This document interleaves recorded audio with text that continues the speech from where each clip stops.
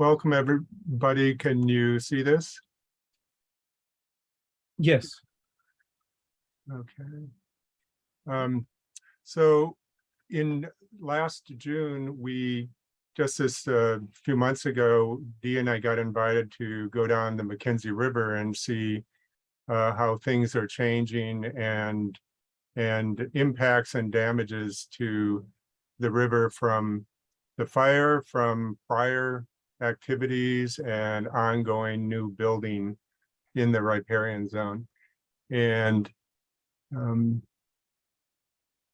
so I want to,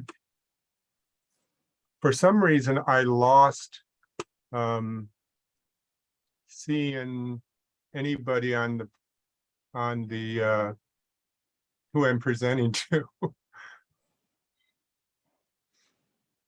I am not seeing anyone, so That's okay, we're all here. it's just a little disconcerting to me. Whoops. I don't know why, but let's see. Let me see if I can.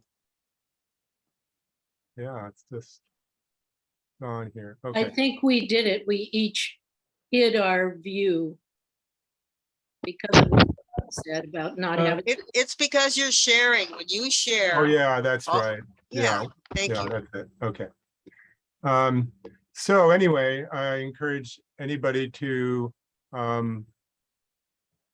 ask questions at any time. I register when I was putting this together that just how much I didn't know about the Mckenzie River and how much more there is to know.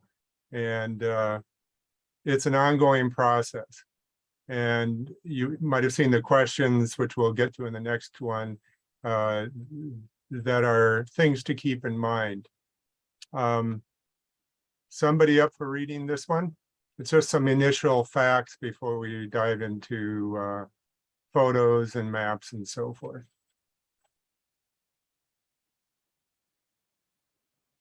I'll read.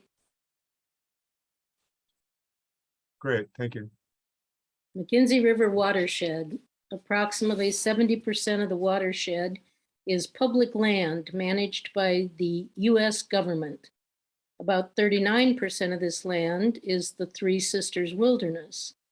Over 96% of the basin is forest land, and just under 4% is in agricultural use, primarily orchards and farms on the lower floodplain. Industrial and residential make up the remainder of the land, under 1%. Shall I go on? Yeah, thank you. Elevation range, 10,358 feet at the South Sister, to the mouth at 371 feet. The length is 90 miles. The basin size, 1,300 square miles. The entire Willamette River drainage basin is 11,478 square miles. This is approximately 8.8% of the Willamette River watershed. The discharge water volume, second largest tributary to the Willamette River based on water volume out of the 11 major tributaries. The Santiam River watershed, just to the north, is the largest. The middle fork of the Willamette, just to the south, is next, third largest. Mckenzie watershed is the sole water source for Eugene, eWeb, and its sources at River Mile 11 in Springfield, Hayden Bridge. Springfield gets its water from wells. The National Wild and Scenic River designation on October 28th, 1988 as recreational. Thanks for reading. And here's some questions to explore. You might have seen that on the blast, that we sent out. Who are the main users of the waters in this watershed? What are the main factors affecting water quality in this watershed? And what are the key threats to this watershed? Is there any activity that damaged the river in the past or that continues to damage it? who owns the land in various areas of the watershed, and how does that affect the quality of the water in these different parts of the watershed? What was the watershed like before white settlement? What indigenous practices affected what the watershed was like back then? And the last question is, are there any efforts currently to protect this watershed? What are Band-Aid greenwash types of efforts versus more substantial real efforts for protecting the watershed?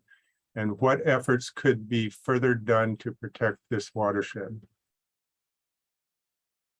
And that looks like that is an accidental add-on. So here's a map of the Mckenzie River watershed and how it ties in with the Willamette River. And you'll see the Santiam to the north, two main branches, and the Calapooya is kind of tightly in between. And then the Middle Fork just south of the Mckenzie, right here. And this is a map of the Mckenzie watershed. It's one of 9 watershed designations in Lane County. The other major watersheds in our county are the Middle Fork on the right, Middle Fork of the Willamette, Coast Fork of the Willamette, which includes Cottage Grove, the Upper Willamette at the top center, the Long Tom, and the Siuslaw. The others are the Siltcoos, Umpqua, and Elsie. The Siltcoos watershed is a very small coastal watershed with its headwaters in Lane County, and the Upper Willamette and the last two are much smaller portions of their watersheds that have a much greater land area in other counties. So the Siltcoos over here on the coast, the LC is primarily north of there. The Upper Willamette, it includes Coburg and North, so it's barely in Lane County. And one thing I noticed on this Lane County Parks map, there's a missing white area in the bottom kind of right corner. And I just was checking that out, that I figured that had to be in the Umpqua River drainage, but they did not identify it. And that is actually the headwaters of Steamboat Creek, which is a very important trout stream and is actually well known among people who fish. And it has a definite importance for Douglas County and for people who visit there. And this map shows the Mckenzie River as it flows into the Willamette, just north of Eugene, up here in the top middle. And if you look down in the lower right corner, you'll see from the right, the Middle Fork of the Willamette comes in, and from the bottom, the Coast Fork comes in. And they meet just south of Springfield, and that is considered the source of the Willamette River, the two joining together.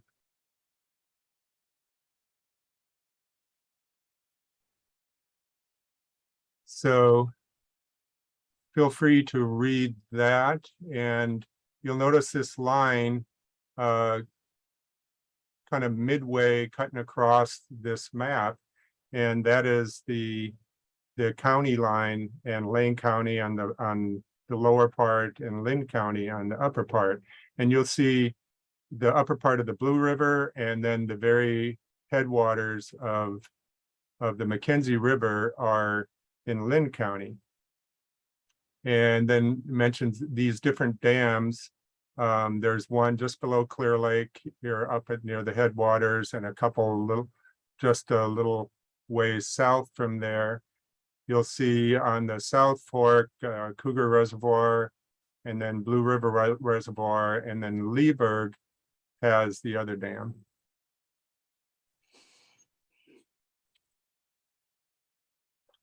And here, the source and the headwaters can be different things. So the source is identified as Clear Lake, which this is a pretty bad photo, but it shows the junction of 126 going into Highway 20 near Santiam Junction, and then Highway 20 goes east to Sisters and west towards Salem and Junction City, that area. And 126, so Clear Lake, the source is in Lynn County, just over the border from Lane County, and it is considered the source where creeks come together and the Mckenzie River starts. The headwaters go up to the top of these creeks that are surrounding this area. And you'll notice a couple clear cuts in the upper left. And the next slide will show you those dark areas are private land, private timberland. And so the headwaters of the Mckenzie has some private timberland, and then the vast majority of it is Forest Service land. And there's the one thing that is really fascinating is the water going into Clear Lake. A bunch of it goes through these lava formations from Mount Washington. It can take up to 20 years for melted snow to actually reach the lake, going through all the rock formations. And this is land ownership along the Mckenzie River in the Willamette National Forest. So the main color of green is Willamette National Forest, and the other colors are primarily private land. This lime green over in the bottom left is Bureau of Land Management, BLM.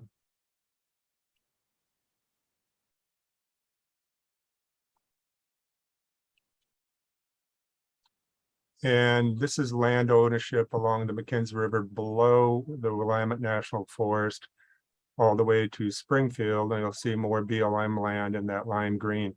But take a notice.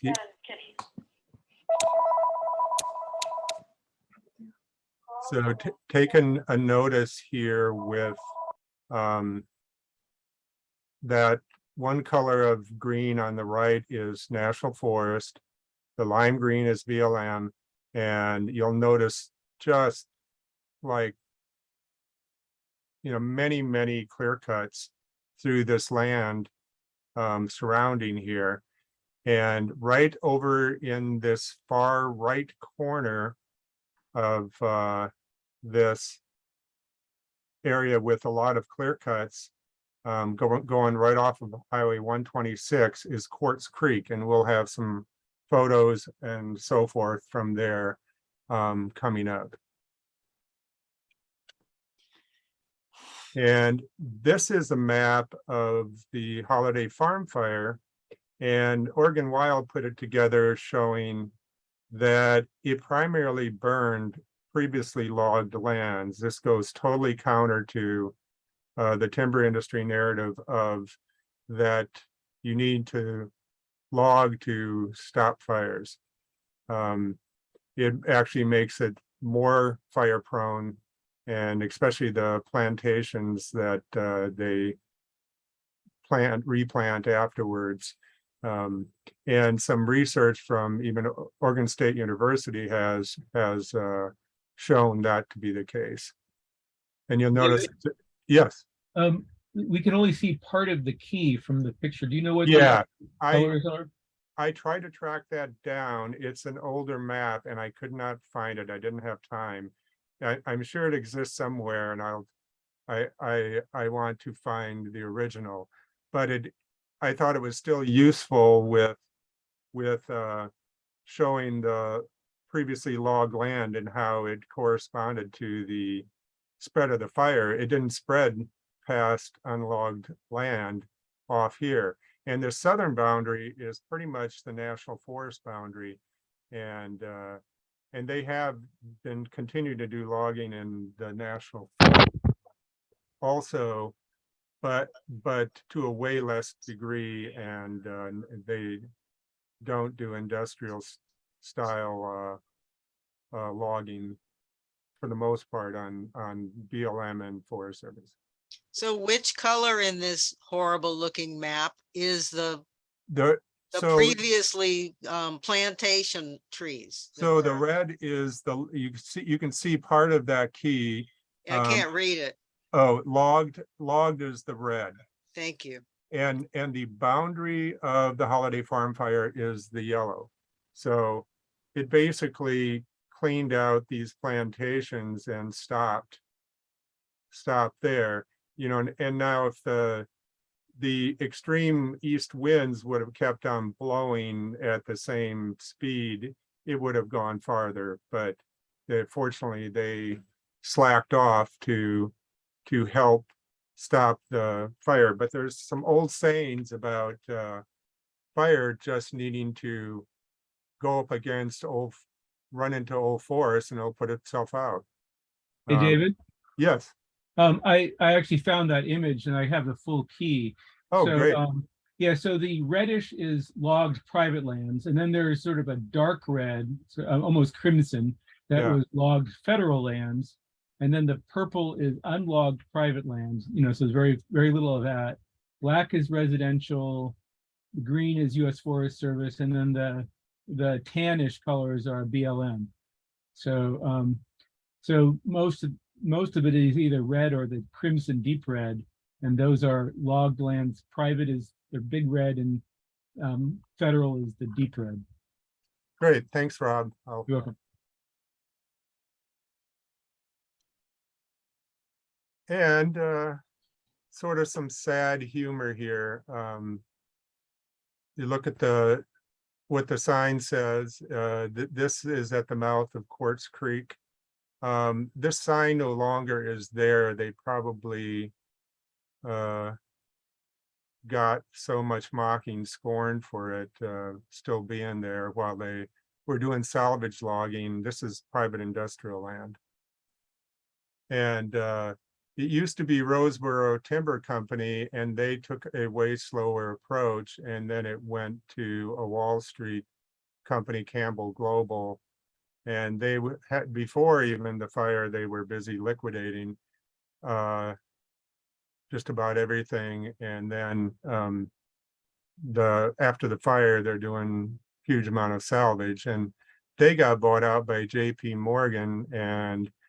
And the thing about the buyout, Campbell Global, it was touted as this will be used by JP Morgan for green investing. ESG is environment, social, government. And so it just points out that ESG can at least at times be greenwashed. Would you read that sign to us, please? Oh yeah, sure. Yeah, it's a little small. So, thanks for helping keep Oregon green. Prevent wildfires is a little white sign above it. And the only green thing in the whole area was that grass at the base of the sign. This is some of the logging of Quartz Creek. You can see these really wide, healthy riparian zones. Basically, the fire gave them the excuse to liquidate the riparian zone even.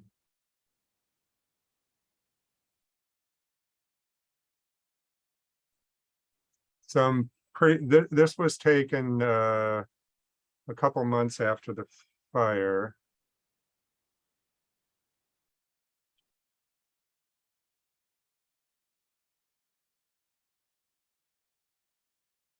And the mountain in the background is across the Mckenzie River. So this is looking out Quartz Creek. and just tons of salvage logging. And it's mostly on industrial forest land where the salvage logging has been taking place. And back to the raft trip, this is looking down the Mckenzie River, and you can see that mountain straight ahead, having been partially burned. And there's Eagle Rock on the Mckenzie, and obviously this is an example. You'll see a number of live trees in there along with dead ones, and that is basically often gets called mosaic burning, and it's patchy, and it's incredibly good for wildlife, birds and mammals both. And some burned forest while going on the river, and there's live trees in there too.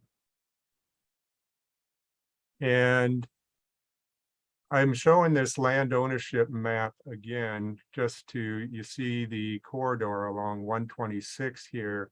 The farther you get down the Mckenzie on a raft, the more you notice residences that are built right along the river. And so the set-in point for the raft trip was right up there at the start of Quartz Creek at Finn Rock. You might recognize the name Finn Rock. There used to be a little store there that burned. And there is a rock jutting out right off the highway. It's pretty notable. But the next few photos are in the private residential areas along the river. This is a burned out structure. This would have been totally illegal. So Bob Spencer of the Mckenzie River Protective is the one who sponsored this raft trip. He is a river guide for decades, and he's seen deterioration of the river and lack of enforcement by Lane County for their codes and protecting the riparian zone. And he told us on the trip that the first 50 feet, well, the state owns the land up to the high water mark, and then the next 50 feet is supposed to be protected as riparian zone with little vegetation removed, and that was not the case in many places. So you can see with this house, now whether this is a rebuild or a totally new one, it is that close to the river. And some new housing. These would totally appear to be right in the flood zone, even floodplain. And manicured grass along the Mckenzie. It looks like the kind of yard you would use lawn chemicals on, and fertilizer and maybe pesticides, and it can flow right into the river there. And we saw numerous places with grass like that. And so back to the questions. This presentation only skimmed the surface of some of these questions and didn't even touch on other ones, and hope we'll get to at least touch on all these, and want to really open it up to your feedback about things you know about the Mckenzie River that would give answers or part answers to these. And let's see, I'm going to stop share, and then we came across this program just not just like 5 days ago, and it's pretty incredible, and it helps give more perspective on the river, and it looks at it from a totally different angle, and displays things you can't very easily display otherwise. So we'll start this. Can everybody see that? Yes. Great. So this is Clear Lake right here in the center. And this line going across left to right is Highway 20. And this line coming in past Clear Lake is 126. That going down at you head towards Springfield and Eugene. And I'm going to be stopping this periodically just to take a closer look, because it just goes relatively fast. But Hang on a second. So Springfield from there, from that lake, Crater Lake, is to the Oh. top of the map? it's down, it's Yes, to thank the you. upper right, yes. Thank you. And you'll see as we head down. So this upper, you see Lava Lake, and the whole bottom part and right and left sides of this are in the very headwaters. And then Clear Lake is considered the source. And when I was mentioning the runoff from Mount Washington, snow melt, taking 20 years to get through this rocky zone here. We're gonna take a trip down the river. Yes, so here we go. And the controls are a little clunky, so when I stop, I have to click twice.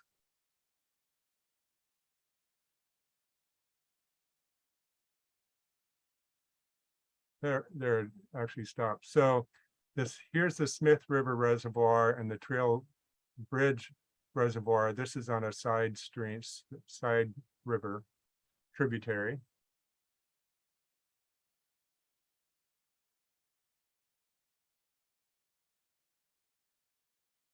You might know Olali Campground. That's right there.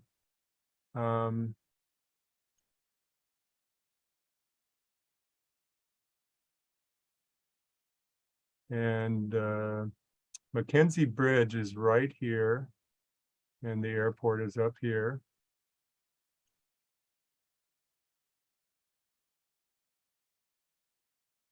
So this is Cougar Reservoir and Blue River Reservoir. And the Cougar Reservoir is on the South Fork of the Mckenzie, and Blue River is on Blue River. And there is Rainbow and Tokenie Golf Club.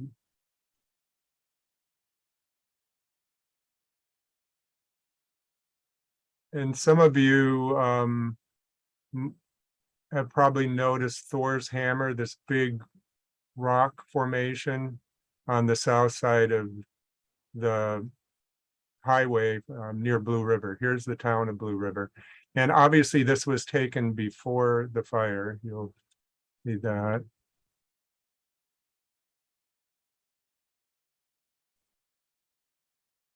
There's Finn Rock. Let's see here. Yeah, I got a little hit, so. Look at all the clear cuts too.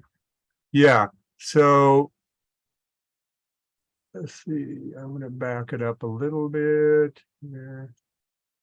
Oh, the backup is what's clunky. There.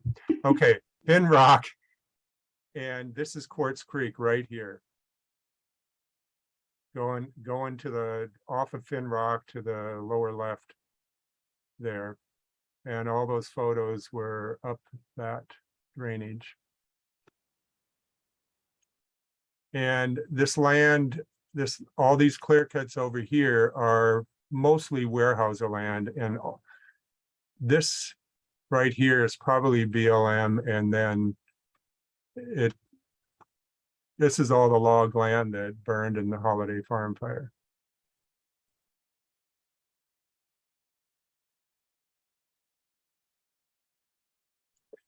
There's Vida down in the corner there, Leeburg here, and the Leeburg Reservoir is a pretty narrow little reservoir that was mentioned.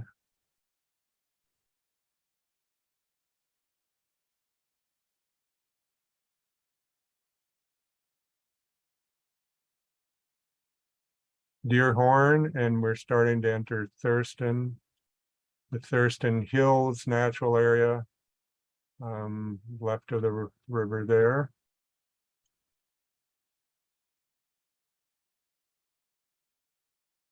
And there's Riverbend Hospital. And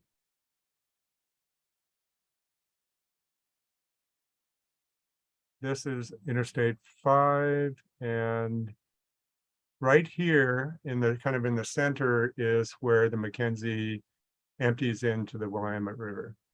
And that's just north of Eugene. And David, where is the place where Eugene's water supply comes in? Yeah, I was gonna look back and find that. So it's at Hayden Bridge, and let's see here. That will be close to Riverbend, won't it?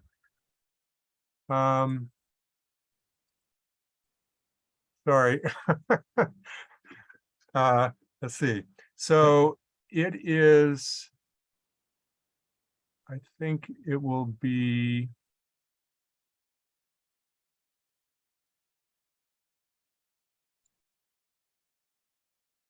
Well, isn't think- that I really think close to Riverbend, and then it's just a little bit more this way is where Hayden Bridge is, isn't it? yeah, so when you go out, I'm just trying to picture this now. It's Camp Junction of Camp Creek Road and Coburg Road, essentially. It's right in that area. Hmm. So do you know, if you know where that Weyerhaeuser Park is off of 42nd and Springfield? Oh, you zoomed by that. We actually saw that when you flew by it. Yeah. Let's see here. It's right there at the very bottom of the screen right now. Oh, now it's the middle of the screen, right here. Okay. Yeah. So it's right in here. So just think of all the possible sources of pollution that would be in that river by the time it gets taken out. And of course, it does get treated and so forth, but the testing on it seems very inadequate and potentially timed to not adequately test for herbicides. So anyway, we'll stop share, and That was an awesome program. I love flying over the river. That was amazing. yeah, It- yeah, it- it's a great addition.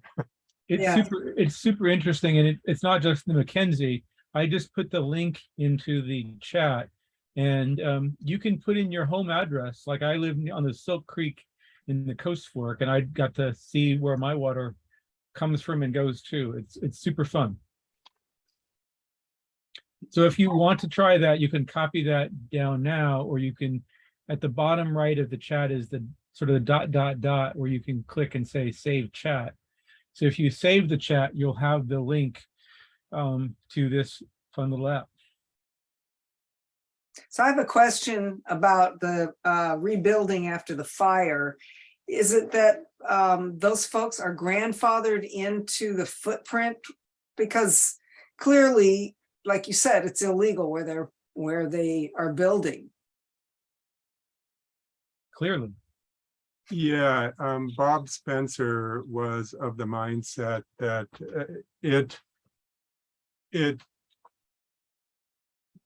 Lane County hasn't enforced that, and they should have in the first place. And they don't seem to be even addressing the issue at all. So it isn't even grandfathering in it. It's just ignoring it and rubber stamping the building.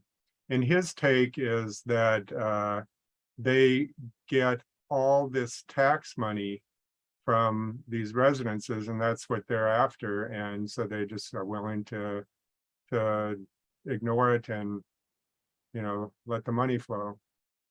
So, and one thing too, Bob said was that more and more of the residences on the Mckenzie are owned by out-of-state people who rent them out, and basically they're therefore profiting from Airbnbs and this kind of thing, and the money ends up going out of state. So our river is getting damaged by that kind of activity. Mhm. Well, thank you, Any David. Yeah, any specific questions before we go on to look at the list of questions and start to answer them some? Yeah, That's Deb? cute. I guess I'm curious about the dams that are upstream. And are there damages happening with those dams, or is that impacting fish habitat, or are they pretty benign? That's an incredibly good question, and it's just, when you start exploring a watershed like this, there's so many different things to search out, and I don't know the answer to that, but that's a totally valid, good question. They are small dams. I think the Lieberg Dam has fish ladder, and the Mckenzie still has fish runs, so they're not doing as bad as some of these big dams, like on the Snake River that they're talking about taking out, just create way worse problems. But yeah, these are the biggest one is probably Cougar Reservoir. And fish could get blocked from the South Fork then. But yeah, anybody else with?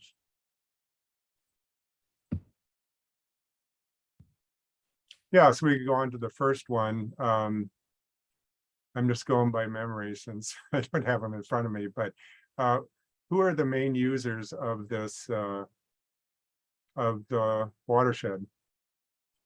And that's a pretty broad question, but you think of a lot of different users.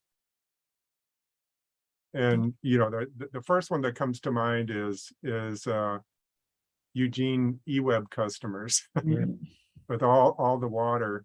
It was like 80,000 residences they supply water to.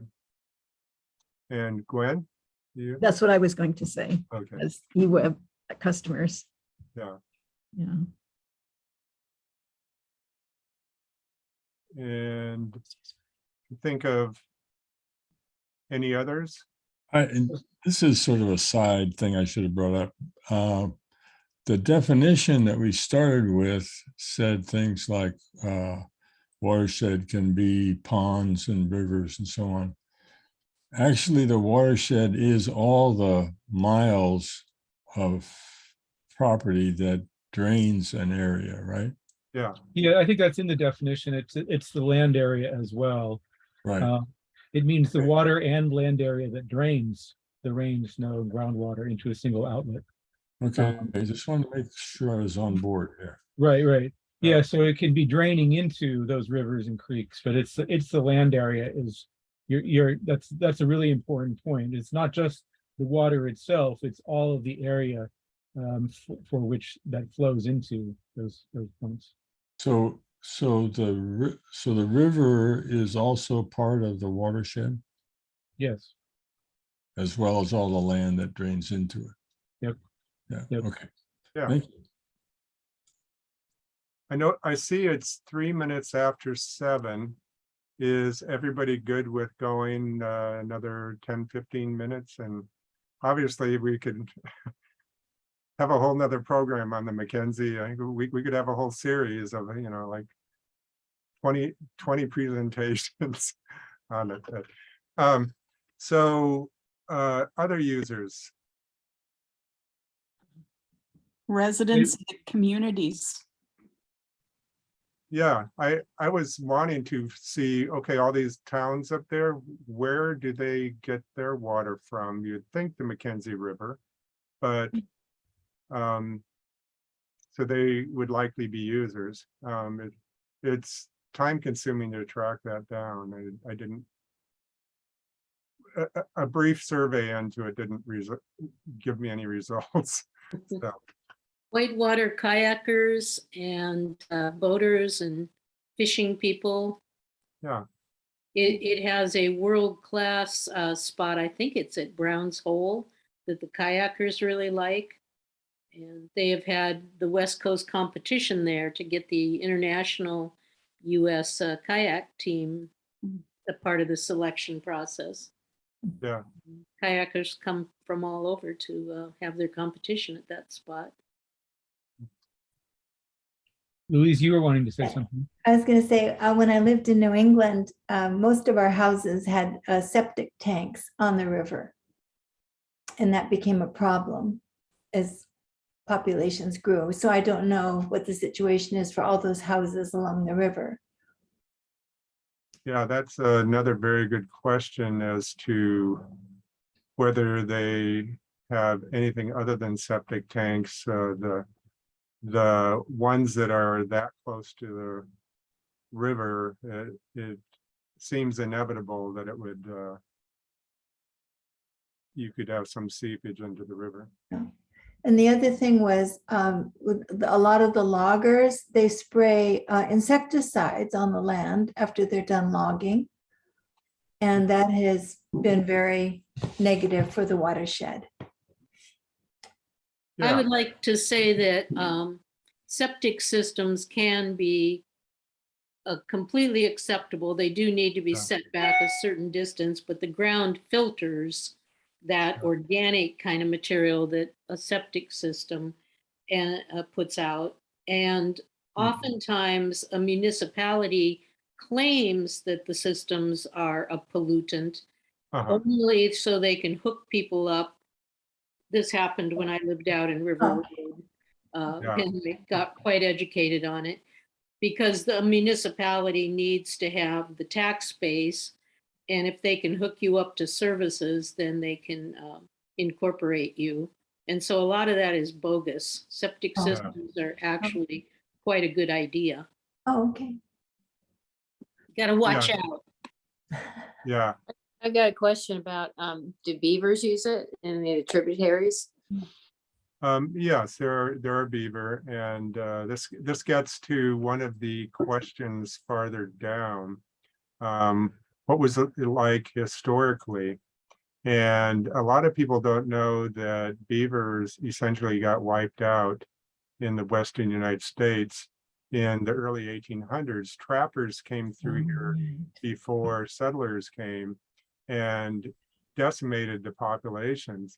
And so the watersheds were very different, and they were way more, you could say, engineered by beaver activity. And there were way more beaver ponds and less the water would just get kept in the land, and it rose the water table up, and when they were wiped out, the water just flows out to the ocean way quicker, and doesn't maintain water tables and that kind of thing. So it's just that's one of the very major changes. And with the indigenous effects, I couldn't find much about it, but the Kalapuya and the Malala tribes lived up I'm hearing an echo. They lived in the lower Mckenzie, and they were known to go up into the mountains in the summer and I don't, you would guess that they also did control burns in the lower Mckenzie like they did in the rest of the Willamette Valley for keeping, for basically food production and keeping it more open. But I haven't heard this for down here, but Mount Hood was actually, is very well known that indigenous people up there would burn slopes and create huckleberry fields that they could go harvest the berries from. And that easily could have happened down here also. Hmm. A lot of unknowns about how all it was back then, but those are definitely some influences. Anybody else familiar with anything else with indigenous influences? This is Ray Kitty. Yeah, I'd like to make just 3 quick points that I think might help perspectives about this. First is my disclaimer in that I am an elected official that deals with water quality issues on the Siuslaw for the Soil and Water Conservation District. And I'm not speaking in that capacity for this presentation. But I've been doing this for 30 to 40 years, looking at water quality issues here.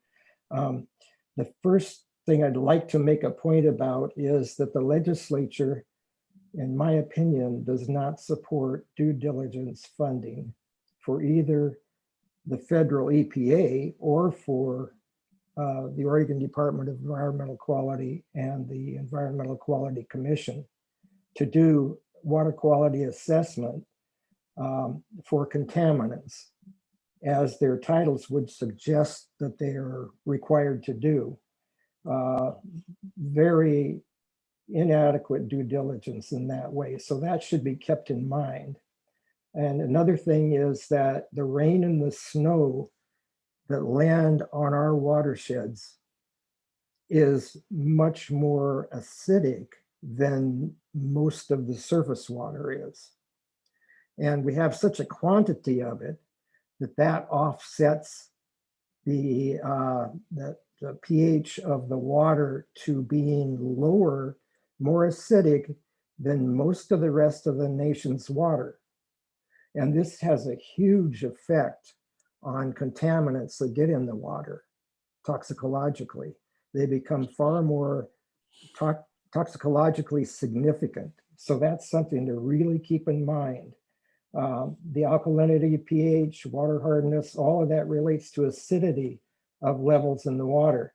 And if anytime we get metals like fishing sinkers or bridge paint or different things in the water, they become a lot more toxic. And the legislature does not support these regulatory agencies in adequately assessing that, largely because they know that it's much more toxicologically significant.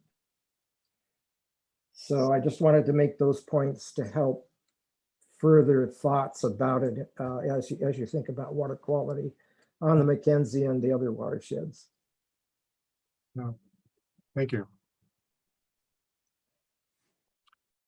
Yeah, we could stay in that vein and talk a bit. One of the questions was influences on the river and what are threats to it. Obviously, we saw a number of things that are really huge threats to the Mckenzie, and to the point of spraying pesticides on the land. Besides the homeowners right along the river, some of them using it. All that industrial timberland that, particularly now after being burned, and then they're taking all the trees, they'll be replanting them and using a lot of fertilizer and herbicides in particular.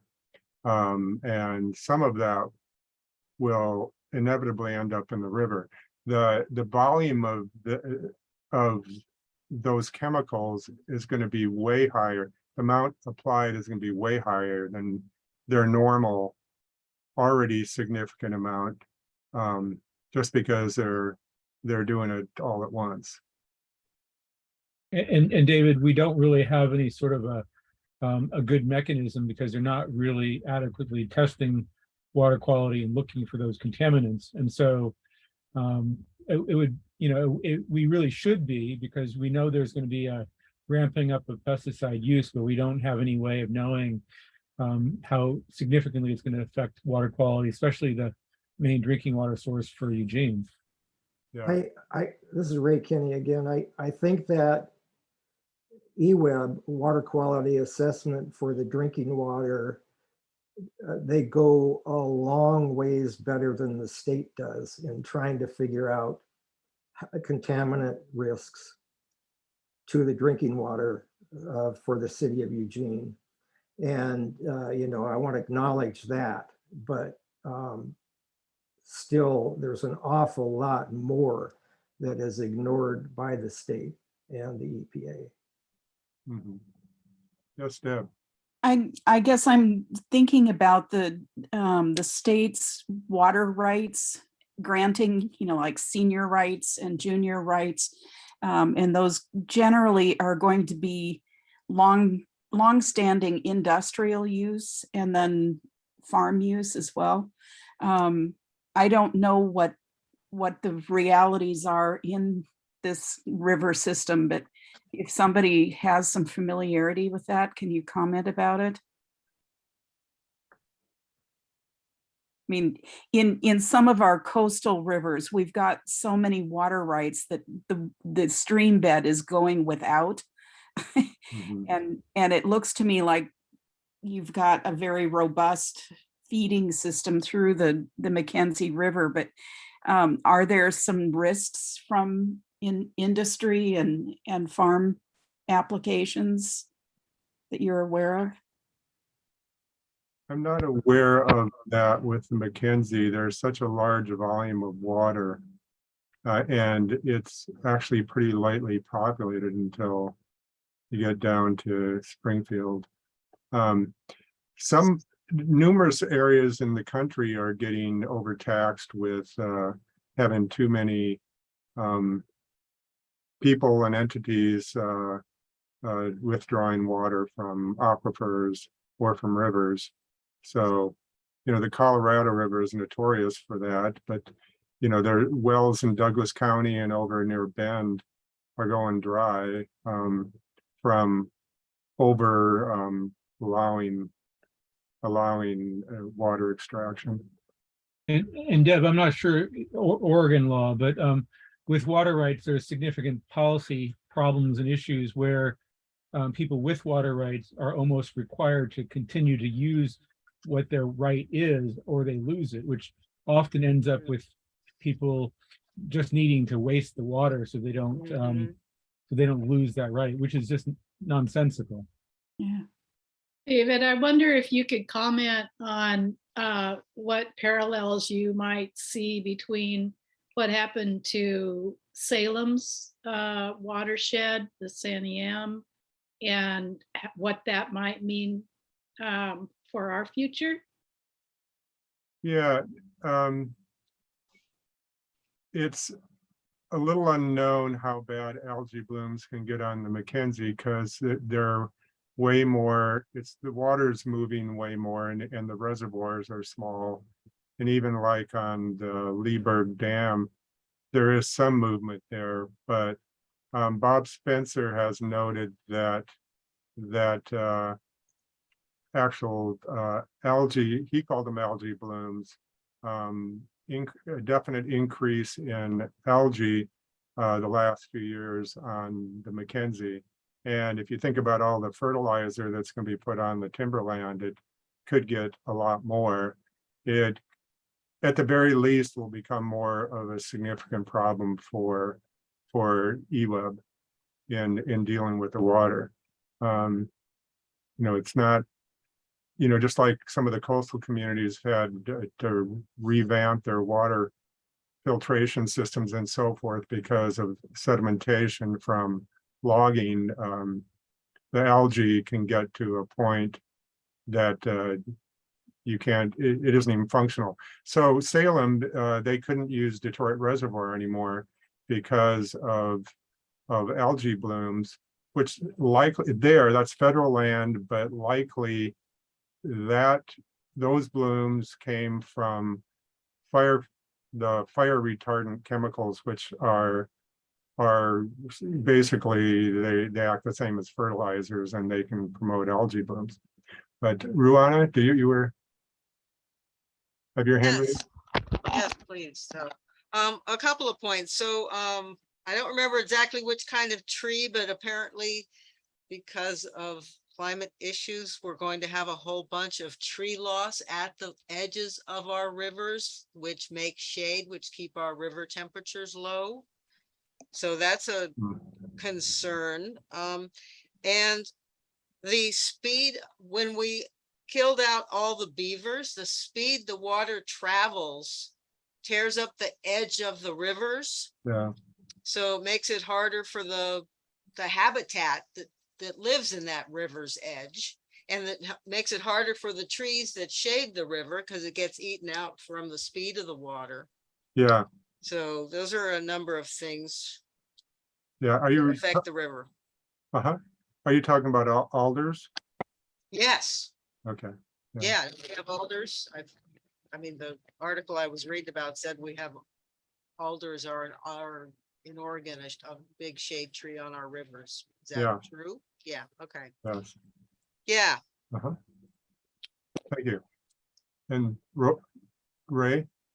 Yes, I just wanted to point out that as far as the toxic algal blooms, the USGS is doing quite a bit of assessment of that right now on the streams flowing out of the Cascades into the Willamette to try to assess a better handle on that and how the fires and the increased solar gain are going to affect that. Good. Yeah, that needs to happen. One thing, just in terms of the algae, Bob Spencer says it basically starts at the Forest Service boundary and down. And it's pretty, it's much purer up above and less sedimentation. They definitely, I don't know if you noticed, but there definitely were some, there was logging activity in the Forest Service lands too, and some clear cuts, but it's way less than the industrial land.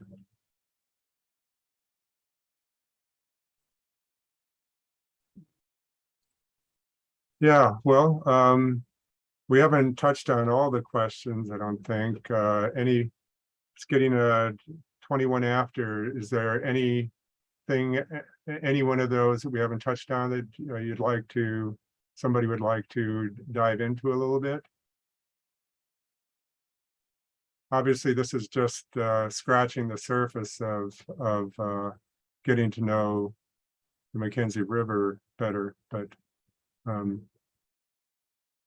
David, this has been great. I think some of the questions we have are not just necessarily Mckenzie River questions. There are questions about some of the other rivers and watersheds. And so I think, if folks have more questions, we may be able to just keep tacking them on to the next presentation we do on, I'm not sure which will be next, whether it'll be the Siuslaw or Long Tom, but we'll figure it out. Yeah. It's been super interesting. Well, thanks, David. I Sure. found it very interesting. Thanks, David. Thanks. Thanks, David. Well, thanks everybody for joining us tonight. It's been a fun evening. Glad to spend some time with you, and we'll see you next month, and we'll also probably be having some news for you shortly about turning in our watershed initiative. I guess one other thing is we still need to finalize the 3 chief petitioners for that initiative. So if we have some folks in mind and we're talking to different folks, but if any of you either thinks of someone you think would be a person we should talk to, or you're interested in that yourself, the way it works is you have to have at least one chief petitioner for initiative, but ideally you have 3. And so that's what we're gonna figure that out before we submit it. It's important to have 3 because if anything happens and one of your petitioners leaves the county or something happens, you know, your initiative only continues as long as you have at least one continuing petition.